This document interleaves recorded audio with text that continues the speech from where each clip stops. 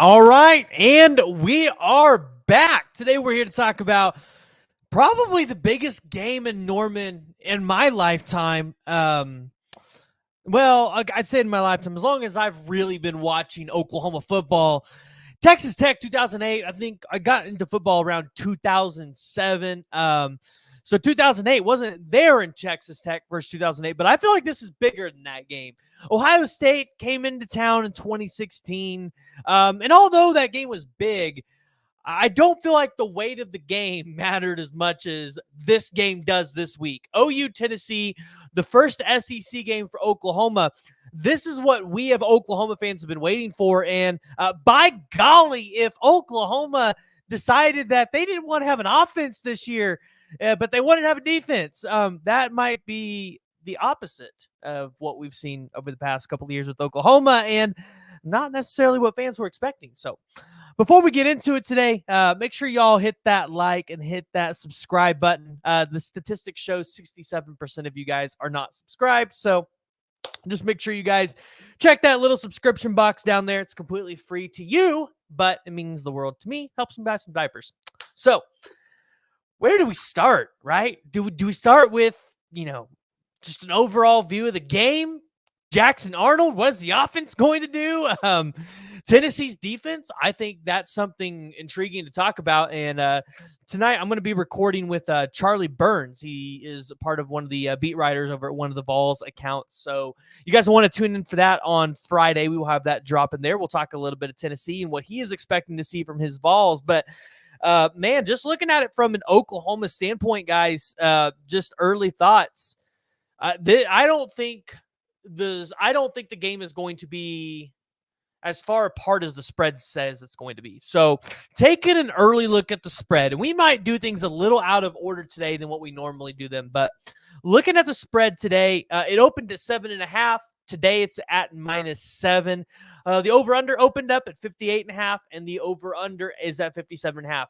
I actually do not think this game gets into the 57.5 threshold. And this is kind of where I think maybe we should start talking about the defense for both teams. Oklahoma's defense, I think, is going to hold Tennessee's offense back a little bit. I want everybody to understand this. I went and I looked at all the statistics and everything. Tennessee ain't played nobody. Literally, they ain't played nobody. NC State's down there in the bottom hundreds. Kent State is literally the worst team in college football this year. Literally the worst team in college football. And then they skull drug Chattanooga, a FCS team. So, am I supposed to be impressed with that defense for Tennessee? Not to mention, I was going through and I was looking through their DB room. Pretty young. Edris Farouk. That was just a recent recruit, and I think this last class. He's their leading tackler. And then you've got Will Brooks with just one interception, which he ended up taking back for a touchdown. But again, you're playing cupcakes. So the narrative that everybody's trying to give us, because guys, I'm on several Facebook groups, and that's toxic as all get out. If y'all just want some toxicity in your life, go to Facebook. Go find yourself a couple OU football groups and, crack a beer while you're at it because, man, some of the posts you're going to see during a football game and throughout the week, they're just really going to make you scratch your head. Like, you kind of really question people's intelligence in those Facebook groups because people have no faith in this team. It seems like you really have some couch coaches in there that think Michael Hawkins is just like the next coming of Caleb Williams that needs to go in. But to each his own. There's an SEC conference group, and they're all, of course, skull dragging Oklahoma right now because they're playing a decent team this week, and they're like, hey, we got to back up Tennessee here, and a lot of them think Tennessee's gonna just shoot the shit and blow us out this year, right? That's what they really think this year. We ain't Knoxville. We ain't going to Knoxville. And if y'all remember, when we did go to Knoxville, we came back from, 17-0? So it ain't like Oklahoma ain't done this thing before with Tennessee. That's why I said, the Tennessee game is fun to open up as your first SEC game.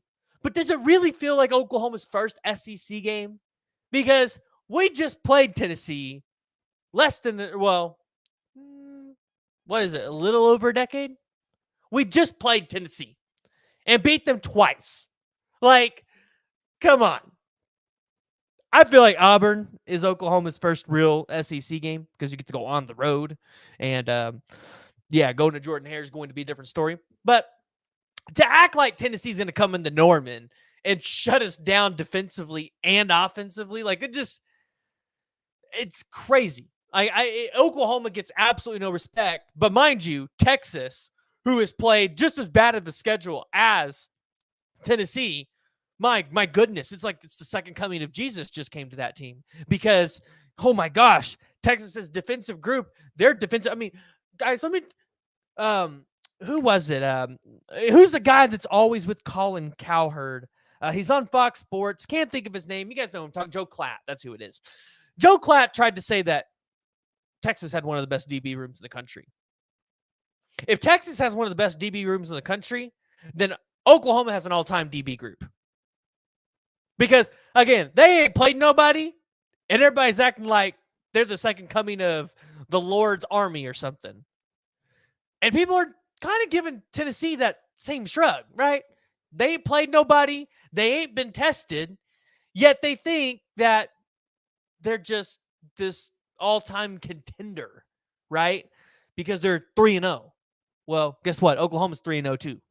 And although we ain't really had an offense the past couple weeks, I guarantee you Jackson Arnold is going to be slinging that ball around. Now, I haven't given y'all the poll in the community post yet of how many yards Jackson Arnold going to throw for this week.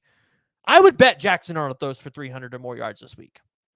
I would actually put $50 on it because I think this Tennessee DB room is in a similar shape as Texas. Maybe not as bad of a shape as Texas's DB room, but I think it's just it's so unproven and unknown that and they're young, right? So I think Oklahoma can go in there and take advantage of that, especially with Nick Anderson coming back. And I know some people are like, well, how do we know Nick Anderson's coming back?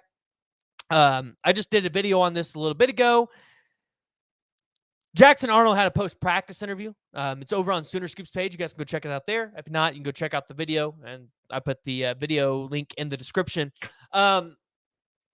Jackson Arnold talked about how he was excited to get Nick Anderson back. Now, whether he was supposed to say that or not, he said it. If Nick Anderson doesn't come back this week, I'm really questioning the staff right now because it sounds like he is fully ready to go. So whenever the injury report comes out, if it has came out, I haven't seen it yet. I would imagine he's probable on that list. So Nick Anderson comes back. That gives you a deep threat. I mean, some of these smaller DBs for Tennessee, like I don't know how they're going to defend against some of our sizable wide receivers. I mean, shoot, I would even wonder if we throw out a little bit of Zion Kearney at 6'2", to see, hey, like, can we leverage some of that size? Do you throw out an Evan Carry-On as well? But definitely getting Nick Anderson back, it'll help spread out the receivers a little bit, spread out the defense, make them play a little farther back. I explained this earlier. One of the problems that Oklahoma's had with their offense is you're seeing everybody stack the box, and some of these safeties are only playing 12 feet back. So that makes it to where the running backs really don't have anywhere to go. And then not to mention Deion Burks, they've been taking away the deep game from him, right? When he goes outside, they're pressing on him. When he gets the ball in the middle of the field, you've usually seen 2 or 3 people on him, right? So they're playing pretty good defense on Deion Burks, and I think that's going to change when you see Nick Anderson come in the game this week. So I'm curious to see how Tennessee's DBs are going to hold up. Tennessee's defensive line. This, I think, is going to be intriguing because I said, on paper, Ole Miss's defensive line is going to be really, really good. But that's on paper, right? And again, Ole Miss really ain't playing nobody either. Alabama is the defensive line I'm concerned about. You guys seen how deep Alabama's defensive line is? With 5 stars? It kind of insane. Which, hey, some of those guys want to come portal to Oklahoma. Would not be upset because I know there's some playing time issues out there. But no, Alabama's defensive line is nuts, guys. If you guys haven't had a chance to go look at it, go look at who's on Alabama's defensive line and what they're doing this year. Our offensive line is going to get smoked. Like that is a game where I'm just saying our offensive line, like if we like, there's a chance we'd lose that game because Alabama's defensive line might get 6 or 8 sacks in that game. Like, it's going to be absolutely crazy. Just prepare yourself. Tennessee's defensive line ain't too far off that. And I definitely think Pierce is probably going to get lined up with Sexton to start the game. Does he move over to Tarquin? Tarquin has been our best tackle. Tarquin and Wewu are our best blockers. I believe you put him on the blind side. So you put him on the left side and you let Pierce eat. Now, in my video today, I talked about how Oklahoma found something against Tulane that they can utilize this week and in the coming weeks that I'm sure Seth Littrell is going to use and you're going to see a little bit more of. Bauer Sharp and Jake Roberts are pretty good blockers. And I am pretty confident you're going to see at least one of them on the side of the tackle where Pierce is lining up every single time. Because you've got to be able to give Jackson Arnold at least one more second to be able to throw the ball. Because one thing you noticed last year, when Jackson Arnold had time to throw the ball, whether it was in the bowl game or in the BYU game, he was able to deliver some pretty passes, right? So if you can do that, if you can give him a couple extra seconds or just even a second, I think that puts you in a position to go out there and potentially steal this game. But looking at Oklahoma's defense compared to Tennessee's, I think Oklahoma's better in every aspect, right? I think they have better DBs. They're deeper there. They have better linebackers for sure. And then this defensive line for Oklahoma. I think this is the undervalued, undersold part of this team this year. Like the addition of Dominic Williams into this defense, I don't think we can undersell how valuable that has been. Additionally, y'all saw our Mason Thomas last week. 3 sacks.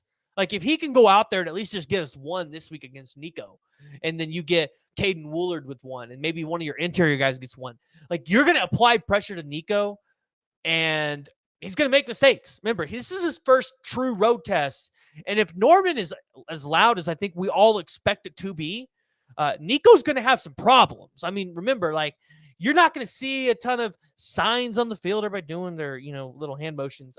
You're not going to see a lot of that. Like, he's going to be trying to get the play call through his helmet. You're probably going to see a lot of this, which is what we've seen from Jackson Arnold, but you're going to see Nico doing it. This defense is going to be in his head, and this defensive line is going to be in the forefront of it. I would bet even Danny Stutzman gets a sack this week. So the interesting thing is Oklahoma's defense, I think they got to have 2 to 3 turnovers this week for you to win this game. And I don't think it's out of the possibility. Like, I definitely think your DBs can get you at least 2 interceptions. One of those, I think, could be Des Malone, which I don't know if you all saw the tweet that came out the other day. I think it was from PFF directly. I'm pulling it up here. PFF talked about Des Malone in week 3. And this is the Des Malone I tried to tell you all about in the offseason, guys. He was targeted 6 times. He only allowed 1 catch. Minus 2 yards allowed. 2 pass breakups. He had a 39.6 passer rating allowed. Des Malone, guys, I was talking about this in the Discord with some other guys earlier today. If he does what he did at San Diego State this year, and he comes back next year, this dude could be a first-round pick. That's what we're talking about in Des Malone. That's the kind of talent he has at corner. It's like 6'1". So maybe I'd say he's on average, right? Trent McDuffie, you guys remember him? No reason why I'm bringing him up because he's Chiefs, my team. 5'11". So he's a little bit taller than Trent McDuffie. So I think he's got the size to end up in the first round. Now he just needs to put it together on film. He's in the SEC, and this could be his coming out party against Tennessee, and I think it will be. I think you're going to see Des Malone show out, and I think he'll pick Nico off once, and I think you'll probably see Billy get one too. So looking at the DBs, I think they're going to probably carry Oklahoma if they go to a victory this week, because they'll have to get at least 2 picks, and then you'll probably see either 1 ball on the ground or at least 3 picks. So 2 to 3 picks or 1 ball on the ground with those 2 picks. And I think if you get those 3 turnovers, Oklahoma probably wins this game. It's just going to be really, really tight. So now going to the offense, this is going to be the question. So before we get into the offense, let's look at the chat here because I've been neglecting you all. Good evening, Kimberly and Steven. Steven, I saw your comment. You were first. So David Whitehead, they said Nico has only played 1.5 games. Could make a difference. So yeah, 1.5 games. I mean, if you go look at the snap count that he's had compared to like a Jackson Arnold, that is huge. Like, he has not played as much as some of the other guys. He gets taken out in garbage time. Hey, Layla, thanks for tuning in while you're at work. Yeah, love you too. Thanks for tuning in. All right. Rose said just beat, and it was like 4 coaches ago. I may live in the past. Listen, I'm assuming you're a Tennessee fan. Show back up on Monday with this energy. Show back up on Monday with this energy, please. Yeah, Sean, this is why you play the game. Anything can happen, right? We've seen Sooner Magic show up in many ways in Norman, Oklahoma, and I expect you'll probably see some Sooner Magic this week. And again, that's why I think you probably see some Sooner Magic in the way of Jackson Arnold getting 300 yards this week. And if Jackson Arnold gets 300 yards this week, he might build up enough confidence to continue doing that throughout the entire season. You probably won't see very many 150-yard games. So put Ivan Carrion out there. So I know he's been out there a little bit. I think with the problem with Ivan Carrion is his blocking, which is one of the reasons why I said you probably played J.J. Hester quite a bit this week, because J.J. Hester is an exceptional blocker. J.J. Hester just needs to catch some footballs. If you can get him out there 6'4", Nick Anderson out there 6'4" with Deion Burks, yeah, I think you're doing fine. So hope our center come back. There's some optimism that Hickman and Troy Everett will be back this week. If that's the case and your lineup is Hickman, Everett, Sexton, Waywu, and Tarquin, that's a pretty good offensive line. And that's an offensive line that I think I have confidence in and Jackson Arnold has confidence in. So, however, though, if you start getting some dirty hits on Jackson Arnold, maybe put in Joshua Bates to go out there and bust some heads, because it seems like he's pretty good to do that. So, all right. Let's talk about the offense for Oklahoma, because y'all, I've been living in the golden age of Oklahoma football since I've really started watching it, and this offense is hard to watch at some points. Are y'all with me on that? Like, are y'all there with me? Offense is kind of hard to watch. It's kind of difficult. It's not easy. It's not easy to sit in the stands and especially hear fans booing. And then, to get on the boards or the Twitters or the Facebooks and see people, or even hearing the YouTube comments, seeing people talking about, hey, how we need to put in Michael Hawkins, which for the Michael Hawkins crowd, I want you to understand this. If we bench Jackson Arnold, I think you move to Casey Thompson before you move to Michael Hawkins. Call me crazy. You probably move to Casey Thompson before you move to Michael Hawkins. Casey Thompson's experienced. He was one of the best Texas quarterbacks before he transferred out of Texas. Casey Thompson can play, guys. So, again, call me crazy. For the Michael Hawkins crowd, you might not get Michael Hawkins if they bench Jackson Arnold. It might be, or if Jackson Arnold gets hurt, it's probably going to be Casey Thompson. Because Casey Thompson is seasoned, he's tenured, like he can win you football games. I'm not saying Michael Hawkins can't, but you put a true freshman out there, you kind of have what you did with Caleb Williams, right? You're going to have good games, and then you're going to have the games that are really ugly, like Baylor and Oklahoma State. So, but offensively for Oklahoma, right? The key for this is Nick Anderson this week, right? You want to see Nick Anderson get out there, and you want to get him hot and get him going. If you can make the defense respect Nick Anderson, this is going to be a long day for Tennessee. It's going to be a long day for these DBs. You're going to see Deion Burks. I think everybody wants to see that spring game offense that we saw, right? Because here's the deal, and I said this earlier today. In the spring game, we watched the offense play pretty well against Oklahoma's defense, right? Against our own defense. Our own defense is better than all three of the defenses that we just played combined. Might even be better. It's better than Tennessee's too. Which means this offense should be able to replicate similar things that they did in the spring game, assuming they get some of their key pieces back on the offensive line and at the wide receiver position. We're probably not getting Andrell Anthony back, but you get Nick Anderson back, I think you're fine. I think you're good, right? I think Jackson Arnold gets his this week. See, Deion Burks probably with 2 touchdowns. The question is, if the passing game opens up, and this, I want you guys to jump in the chat here and let me know. If the passing game opens up this weekend because Nick Anderson returns, does that spread out the box a little bit and allow the running game to get going? Let's be sensible here, because I think there's some people that think, oh, our running backs are just bad, or, oh, the offensive line is making it to where the running backs can't get through the holes. Let's think about this for a second. If the defense isn't stacking the box, will the running game be better? I think so. I mean, we've seen the running backs be good even when they're stacking the box at times. So offensively, guys, I still have I told you I was not pressing the panic button until after this game this weekend. That's what I told y'all. Some people have already pressed the panic button. That's your choice. Told you I wasn't pressing the panic button until after this weekend. I wanted to see what we were going to look like at damn near full strength against Tennessee. Because if we go out here, we get 300 yards to the air, we get 200 yards on the ground with the running backs, right? Guys, even if we lose, I feel really good about where Oklahoma's at that point. Because that is something strong to build off of. Right? That's not something to panic about. So, but however, if you get 300 yards to the air, 200 on the ground, you probably win in this game. Because your defense is good enough to where I'm not sure Tennessee getting 500 total yards. Which means Tennessee probably ain't getting into the red zone a ton. I actually, like I said, I don't think the over-under gets hit on this game. I think this game with the over-under probably hangs somewhere in the 40s. I don't think this is going to be too terribly of a tough game. So before we look at Tennessee's offense, let's get back to the chat here.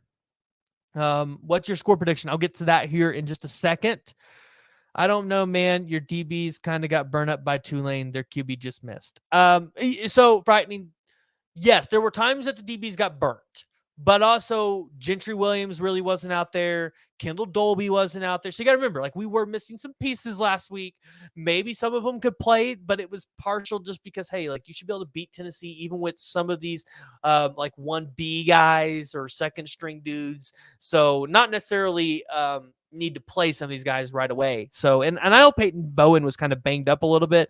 So kind of curious to see what that's going to look like this week. Taylor Tatum is the only good running back. Okay, well, I don't know about that. Like, have you not watched Javonte Barnes? Because he's pretty good. He's pretty good. And Sam Franklin got some speed, too. You give Sam Franklin a hole, he's going to break speed. With Burks, Anderson, Thompson, our tight end should be able to spread the field plus running back. Okay, so, Sean, this is going to be curious, right? Because I think you're going to see a lot of two tight end sets out there with one blocking. You'll probably have the Bauer Sharp out there catching the ball. There might be times where you see two tight ends out there and they're just blocking. I think you're going to have a tight end blocking at all times to kind of hold Pierce back, just to kind of help the offensive line out a little bit. So, all right, let's we're going to step away from the chat for a minute. You guys continue going there. We're going to talk about Tennessee offense. So, Tennessee offense. I mean, am I supposed to be impressed? Should I be impressed? Because again, who have they played? I'm waiting. Anybody know who they played? Because they have literally played the worst team in college football this year, Kent State. They're literally 133rd in the country on offense and defense. Absolute garbage. Garbage. NC State almost lost to Western Carolina, y'all. Do we forget that? NC State. Okay. Chattanooga. FCS team. I'd hope your offense could do something against them. Am I supposed to be impressed? Really? Like, be honest with me. This is a serious question. Or should we be impressed with this Tennessee offense? Oklahoma has played better competition than them. Y'all do know that, right? Y'all do realize Houston defense really ain't, like, terrible. Like, it's not great, but it's not terrible. It's not in the hundreds. Tulane's defense, pretty good. Temple, just bad team in general. But, okay, Temple and, let's say, NC State cancel each other out. Yeah, I'm not impressed with Tennessee's offense yet. I need to see them do it against a legit defense. And I think they have an opportunity this week. They have an opportunity to shut me up and everybody else up that might be questioning them, which there ain't a whole lot of those people out there. You probably ain't going to find a ton of them. What's Nico going to look like this week? You guys know he's a redshirt freshman, right? Going into a true road game in Norman, Oklahoma. 85,000 people. I bet we scratch 90 this week. I bet they get 90,000 people in there. Y'all really think Nico going to do that this week? I'm waiting. I'm waiting for someone in the chat to tell me that Tennessee's offense is going to do what they have done all year long against Oklahoma, because I've been told all week long in groups and everything else that Tennessee is about to go hang half 100 on us, that they going to move the ball at will. We must not be watching the same defense against this Tennessee offense. You know what? Maybe this whole charade that I'm doing right now comes back to bite me in the ass. Oh, well. You guys can show back up on Monday. Rip me a new one. Tennessee's run game, I think that's the most important part for them. If they can get the run game going against this defensive line for Oklahoma, yeah, they're going to win this game. I don't think it comes down to their passing game. I think we know they're going to have some success there. I think it comes down to, is Tennessee able to run the ball? If they can run the ball and get 5-6 yards of carry, they're going to win this game. So, some of y'all asked me for a score prediction. Like I told you, I don't expect this to get close to the over-under. I expect this to be a fairly tight game. 24-21 Oklahoma. You know what that means? Tyler Keltner must have been the unsung hero of this game. Who would have thought that we'd been talking about a field goal being the difference maker for Oklahoma and winning the game this year? All right, so Chase, listen, I love your energy. Love you commenting in the chat. We're not doing this. We're not wishing hurt on people. Yeah, I want Stutzman to get to Nico. I want him to sack him a couple times. We're not calling people to get hurt. We're not calling for that. Okay.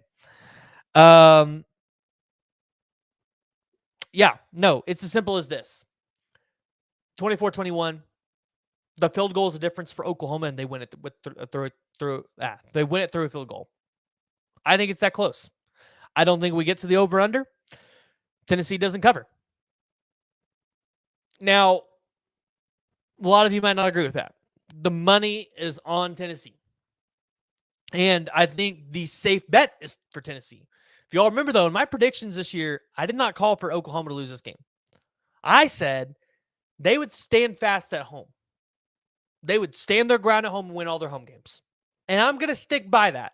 Unless for some reason this team just completely falls apart or Jackson Arnold gets hurt, I'm probably going to stay with my projections. And I project Oklahoma's going to beat Tennessee. I think they are good enough to do it. I think they have a good enough team. They're coached well enough. If they are disciplined enough, they're winning this game. It's going to be close, though. 24-21.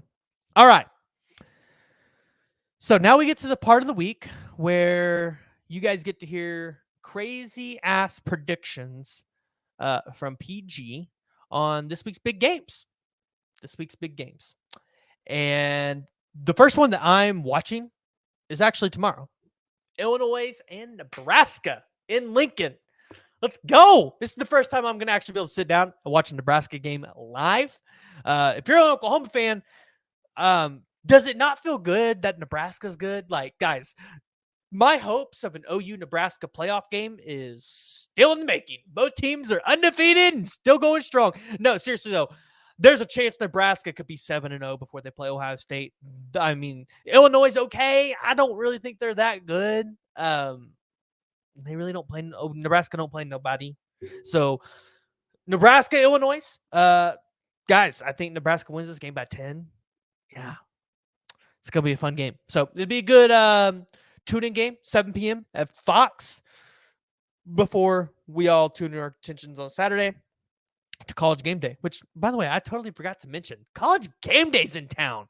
Who is going to Game Day? I will not be there, guys. I'm not going to go suffer in the heat. I'm actually going to go hit the golf course in the morning, and then I might come home, take a nap before we go to the game.